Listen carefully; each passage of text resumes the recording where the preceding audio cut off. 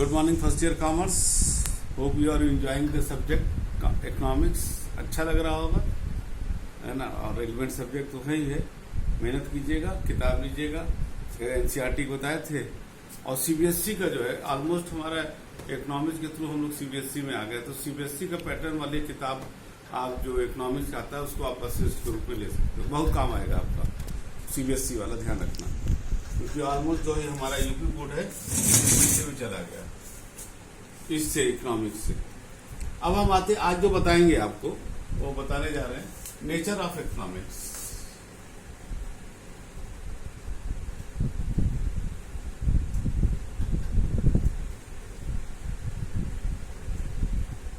देखो जो इकोनॉमिक्स है कहाँ कहाँ काम होता है। पहला आपका प्रोडक्शन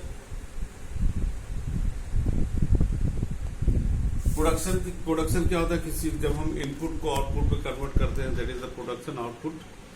ठीक है ना। प्रोडक्शन,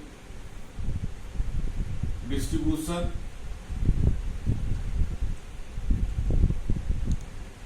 सामान को एक दूसरी जगह पहुंचाना, ट्रांसपोर्ट है, ये सब है डिस्ट्रीब्यूशन। एक्सचेंज, सामान को बेचना, जिसको होता है एक्सचेंज। चौथा आपका हो गया कंजम्पशन।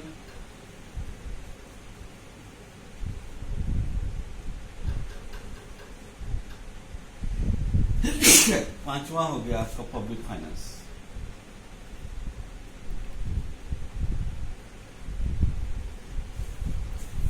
पहला production, when convert the raw material into the output, create the utility, that is the production for the profit motive. Distribution, जब हम माल को from one place to another place हमको पहुंचाना होता है, टू डिस्टेंस प्लेस, जो भी फैसिलिटी ट्रांसपोर्ट है, एडवर्टाइजमेंट है, ये सब डिस्ट्रीब्यूशन में आ गया। एक्सचेंज, जब हम जो है माल को बेचते हैं थ्रू मनी। कंजम्पशन, जब last person who purchase the commodity not for resale but for the own consumption. और public finance related with the government, क्योंकि ये सारी चीज़ों में गवर्नमेंट अपना हिस्सा, गवर्नमेंट जो है जो खर्चा करती है वो, और जो पैसा देती है थ्रू टैक्स, पब्लिक फाइनेंस में आता है। हमको यहाँ पर बहुत ज़्यादा इस पर डिटेल में नहीं जाना है, हमको जाना है यहाँ पर प्रोडक्शन पर इकोनॉमिक्स के। ठीक है ना। तो ये आपका हो गया चारों। अब हम इस पे जो है इसको चलते हैं, इसको बाकी को मिटा देते हैं। अब हम आते हैं प्रोडक्शन।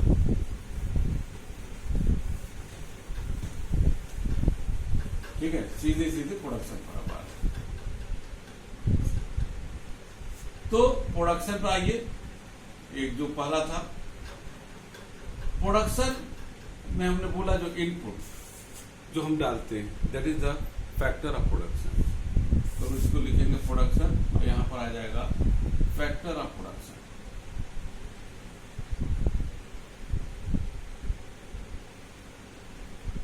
कितने होते हैं फैक्टर ऑफ प्रोडक्शन?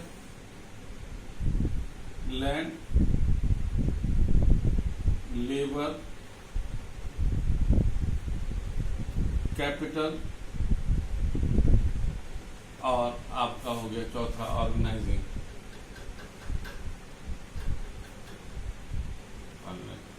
जिसको आप कह सकते हैं enterprises.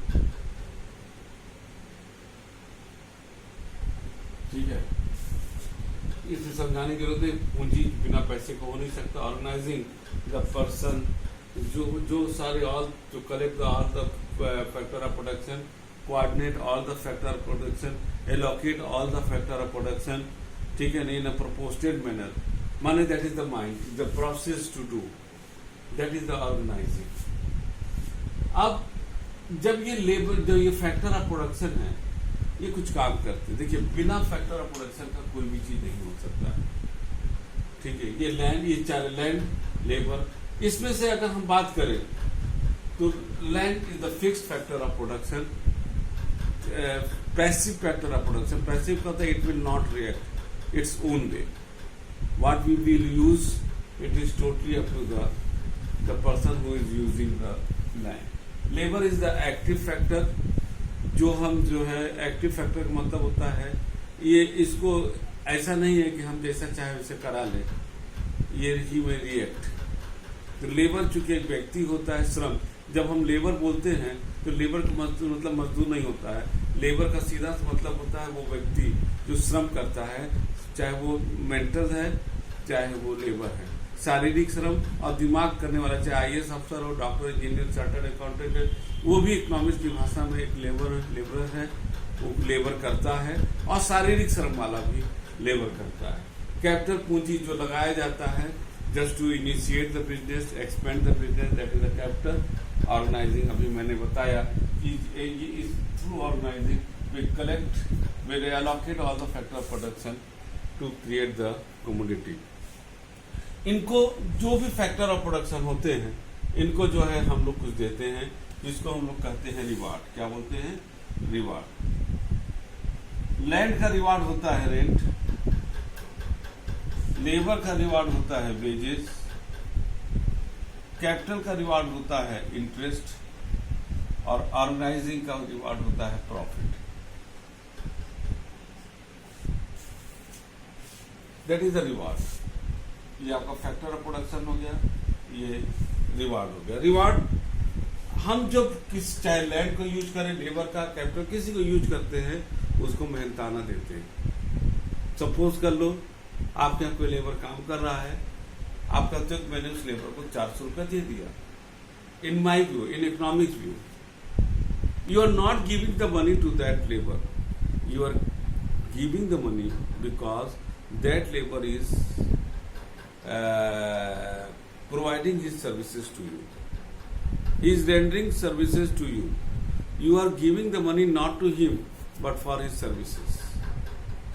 That is the most important thing.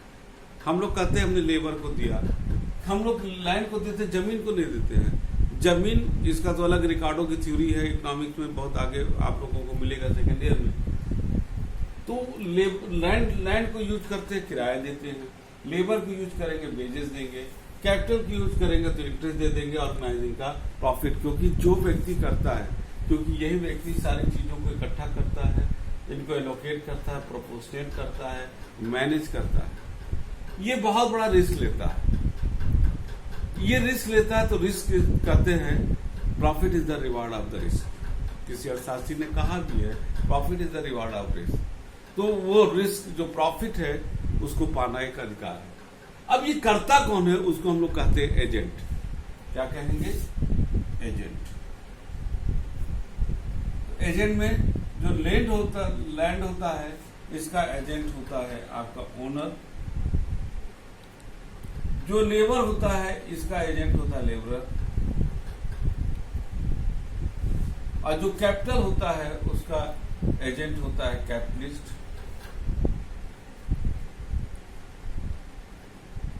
और जो ऑर्गेनाइजिंग होता है, उसका एजेंट होता है ऑर्गेनाइजर, जिसको आप कह सकते हो एंटरप्रेन्योर।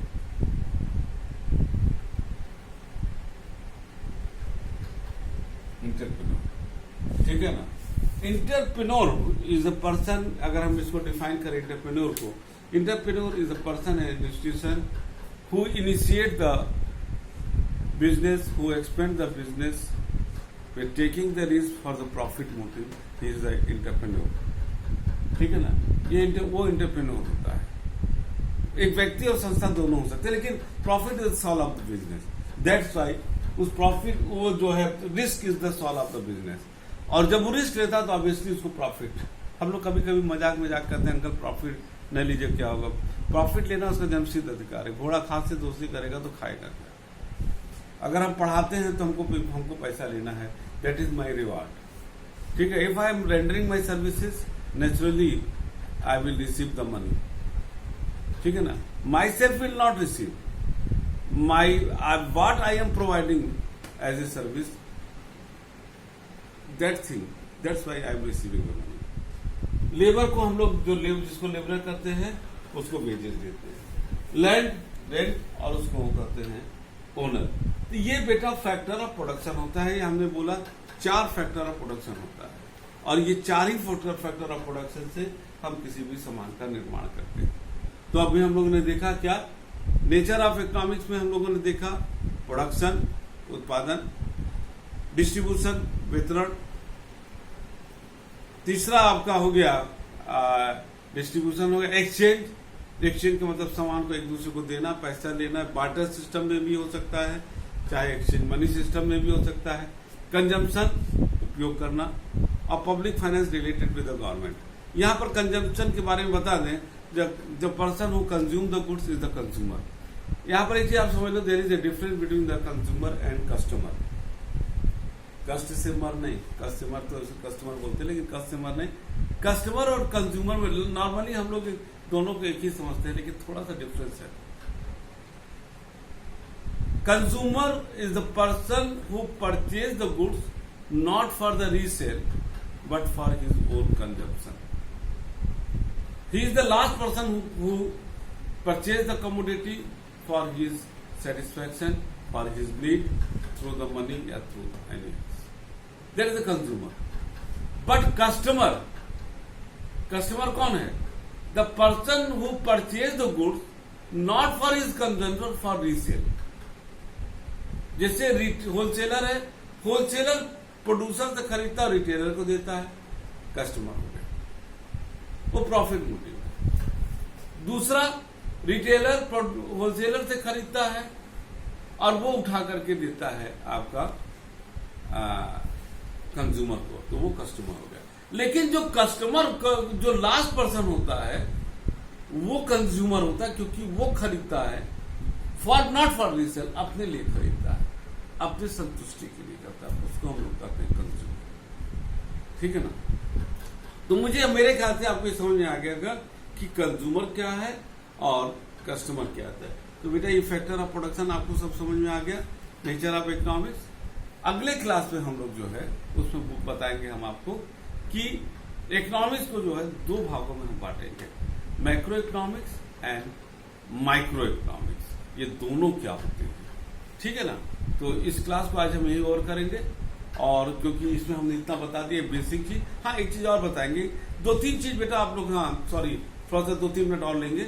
इसमें 2-3 शब्दों को आप याद रखना, क्योंकि इकोनॉमिक्स में आप कॉमर्स में आप 2-3 शब्द आपको परेशान करेंगे। जब हम शब्दों में मिला रहे कि इट इज द सब्जेक्टिव, तो सब्जेक्टिव ये शर्ट वर्ड याद रखना। सब्जेक्टिव का मतलब होता है it is the matter of analysis. It is the matter of analysis. क्यों? क्योंकि हर जो एनालिसिस होता है वो पॉइंट ऑफ व्यू होता है। किसी के हिसाब से कोई चीज सही है, किसी के हिसाब से कोई, तो उसको हम कहते हैं सब्जेक्टिव। ऑब्जेक्टिव जैसे कहा जाए कि जो है भारत का राष्ट्रपति कौन है, ये ऑब्जेक्टिव है। आपने हाई स्कूल में इतना % नंबर पाए, ऑब्जेक्टिव है। इस तरह नहीं कह सकते मेरे विचार से ना, लेकिन आप पढ़ने में अच्छे हो, आप अच्छे हो कि बुरे हो, ये subjective matter, it is the matter of analysis. आपका स्वभाव अच्छा है, it is the matter of analysis. किसी को बहुत अच्छा लग सकता है, किसी को खराब लग सकता है, it is the matter of analysis, है ना? रिलेटिव का मतलब होता है कि which for the specific person, it is the relative matter. Relative matter को फिर से बता रहे, रिलेटिव मैटर का मतलब होता है कि कोई चीज हर व्यक्ति पर लागू नहीं होता है। हर एक चीज एक व्यक्ति के हिसाब से चलता है, according to the single individual point of view. That is the relative matter, ठीक है ना? कोई चीज एक व्यक्ति के लिए अच्छा, दूसरे के लिए खराब है, it is the relative matter. ये 3-4 शब्द आपको कई जगह मिलेंगे, ठीक है ना? वो चीज आपको यहाँ पर ध्यान रखना पड़ेगा कि उसके हिसाब से हमको अर्थ में ले लेना है, उसको एग्जामिन करना है और उसको चीजों को करना है। तो आज की क्लास ओवर करते हैं और इस समय का, और नेक्स्ट क्लास में हम आपको बताएंगे what is the macro and what is the micro economics, ठीक है ना? तब तक के लिए आप इसको पढ़िएगा, किताबें लीजिएगा। आपका बेटा CBSE की किताब जो भी है फर्स्ट ईयर में चलता है, वो हमारे ख्याल से आपका 99% आपका मैक्सिमम आपको फ्रूटफुल रहेगा आपको इकोनॉमिक्स पढ़ने में, ठीक है ना? और उसको देख लीजिएगा, और NCERT का मैंने बता भी दिया, तो वो आप ले सकते हो और पढ़िए। तब तक के लिए थैंक यू, गुड बाय।